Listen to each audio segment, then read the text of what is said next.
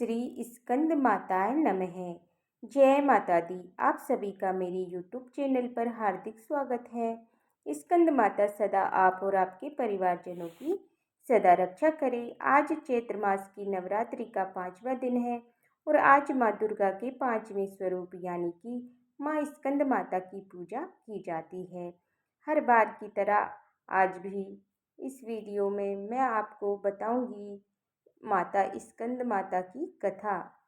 बीज मंत्र, प्रार्थना मंत्र, शुद्धि मंत्र।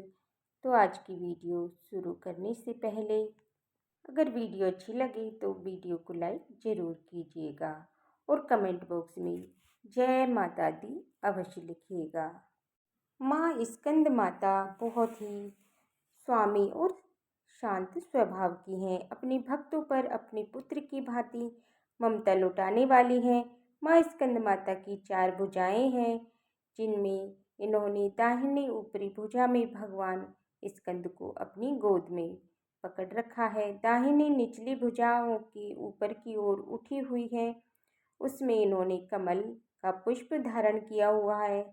माँ पूर्णिता शुभ है और कमल का पुष्प पर ये विराजित रहती हैं और साथ ही सिंह की सवारी भी करती हैं। इसी से इन्हें पद्मासन की देवी और विद्यावाहिनी देवी भी कहा जाता है। माँ सूर्य मंडल की अधिष्ठात्री देवी मानी जाती हैं। इनकी उपासना करने से साधक को अलौकिक तेज की प्राप्ति होती है और ऐसा भक्त अपने जीवन में हर कार्य में सफल होता है। एकाग्र मन से और मन को पवित्र शांत करके देवी माँ की पूजा आज के दिन की जाए तो सारे दुखों से मुक्ति पाकर भक्त मोक्ष को प्राप्त होता है। आज के दिन स्कंद माता की पूजा करने से संतान सुख प्राप्त होता है। इसके अलावा संतान की तरफ से कोई कष्ट है तो समस्या भी दूर हो जाती है। स्कंद माता की पूजा में आज के दिन में पीले फूल अर्पित किए जाते हैं। पीले चीज़ों का उन्हें भोग लगाया जाता है। संभव हो तो कोई भी मौसमी पीला फल अर्पित करें या फिर आप पीली मिठाई का भोग भी माँ को लगा सकते हैं। स्कंद माता को ये नाम स्कंद अर्थात कुमार कार्तिकेय जी की माता होने के कारण मिला।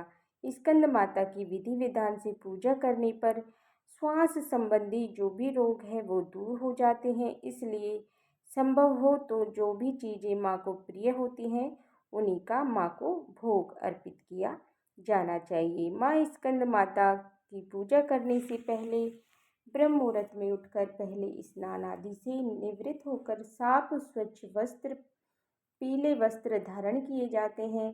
फिर हाथ में जल या पुष्प लेकर व्रत करने या पूजा करने का संकल्प किया जाता है। इसके बाद माँ स्कंद माता की पूजा की जाती है। इसके बाद माता को तिलक लगाया जाता है, उनका श्रृंगार किया जाता है, पीले फूल अर्पित किए जाते हैं, सुहाग की सामग्री अर्पित की जाती है।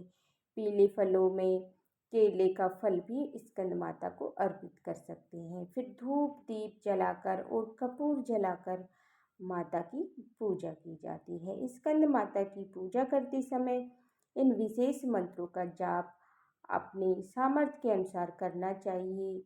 ये जो भी मंत्र हैं इनका कम से कम 11-21 की संख्या में आपको जप करना चाहिए। दूसरी ज़्यादा की संख्या में भी आप जप कर सकते हैं। माँ स्कंद माता का बीज मंत्र है ओम देवी स्कंद माताय नमः। माँ का प्रार्थना मंत्र है सिंहासन गता नित्य पद्माय चित कर दया शुभ दास्तु सदा देवी स्कंद माताय रूपेण संस्था। नमस्तस्यै नमस्तस्यै नमस्तस्यै नमो नमः। मंत्रों के जाप के बाद की व्रत कथा पढ़ी या सुनी जाती है। दुर्गा चालीसा का पाठ किया जाता है। दुर्गा सप्तपदी का पाठ किया जाता है। सबसे अंत में आरती करके क्षमा याचना की जाती है। स्कंद माता की आरती करते समय कपूर जरूर जलाएं, क्योंकि कपूर जलाने से घर में शुद्धता होती है। साथ ही घर की नकारात्मक ऊर्जा भी दूर हो जाती है। नवरात्रि के दिनों में विशेष रूप से आपको दोनों ही समय कपूर जरूर जलाना चाहिए। इस प्रकार आरती करने के साथ ही आपका व्रत प्रारंभ हो जाता है। जो लोग व्रत रखना चाहते हैं उन्हें व्रत रखना चाहिए, और जो लोग केवल पूजा करना चाहते हैं उन्हें शाम के समय भी विधिवत पूजा करनी चाहिए। आइए अब सुनते हैं स्कंद माता की कथा। स्कंद माता की कथा का संबंध तारकासुर नाम के एक प्रसिद्ध असुर से है, जो कि तारका पुत्र का तथा तारका का भाई भी था। उसने श्री ब्रह्मा जी से वरदान पाने के लिए कठिन तपस्या की और उन्हें प्रसन्न करके दो मनोवांछित वर प्राप्त किए। श्री ब्रह्मा जी से मिले वरदान पाने के बाद वह और भी अत्याचारी और बलवान हो गया था, क्योंकि ब्रह्मा जी के वरदान के अनुसार तारकासुर का वध केवल भगवान शिव से उत्पन्न होने वाला उनका पुत्र ही कर सकता था। और तारकासुर जानता था कि भगवान शिव ना तो विवाह करेंगे, न ही उनका कोई पुत्र उत्पन्न होगा, जिस कारण वरदान प्राप्त करने के बाद वे और अत्यधिक अत्याचारी हो गया, जिसके कारण सारे देवतागण उससे परेशान होने लगे। तब इस प्रकार दुखी होकर सारे देवतागण ब्रह्मा जी के पास गए। भगवान ब्रह्मा जी ने देवताओं ने भगवान शिव के पुत्र द्वारा इन असुरों के नाश की बात कही, लेकिन उस काल चक्र में माता सती के वियोग में भगवान शिव समाधि में लीन थे, जिनके बाद देवता इंद्र ने सभी के सभी देवताओं के साथ मिलकर भगवान शिव को समाधि से जगाने के लिए उपाय सोचा और भगवान कामदेव की मदद ली।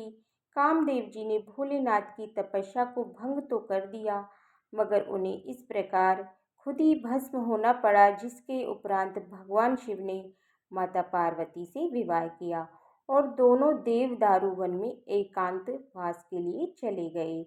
ऐसा कहा जाता है कि उस वक्त भगवान शिव और माता पार्वती एक गुफा में निवास कर रहे थे। कामदेव के काम बाण के कारण भगवान शिव की तपस्या खंडित हो गई और वह खुद ही को देवी पार्वती के प्रति आकर्षित पाते थे, लेकिन उनके अंदर छिपे क्रोध की ज्वाला अभी तक समाप्त नहीं हुई थी, बल्कि वह इतनी भयंकर हो गई थी कि स्वयं अग्निदेव भी उन्हें सहन नहीं कर पा रहे थे। स्वयं गंगा जी इस अग्नि को सरवन तक ले गई, जहाँ एक धड़ 6 सिर वाले सरवण को जन्म हुआ। सरवण भव को वह अप्सराओं ने मिलकर वहाँ पाला था। सरवण देवी पार्वती ने इन 6 सिरों को जोड़कर एक सिर में परिवर्तित कर दिया। इस प्रकार कार्तिकेय जी का जन्म हुआ। कार्तिकेय जी ने आगे चलकर देवताओं की सेना का नेतृत्व कर तारकासुर का वध किया। कृतिकाओं यानी कि अप्सराओं ने इन्हें अपना पुत्र बनाया था, इसी कारण इनका एक नाम कार्तिकेय पड़ गया। तारकासुर राक्षस का अंत के लिए युद्ध में देवी स्कंद माता ने अपने पुत्र स्कंद को बिठाए रखा और उन्हीं के नेतृत्व में इस युद्ध को लड़ा था, जिस कारण उनकी विजय हुई थी। तो ये थी स्कंद माता की 5वें दिन नवरात्रि की कथा। अगर आपको ये वीडियो पसंद आई हो तो वीडियो को लाइक करना और चैनल को सब्सक्राइब करना और बेल आइकन बटन को प्रेस करना, जिससे कि आने वाली वीडियोज का नोटिफिकेशन आपको समय पर मिल पाए। और कमेंट बॉक्स में जय माता दी अवश्य लिखिएगा। फिर मिलती हूँ आपसे अगले वीडियो में, तब तक के लिए जय माता दी।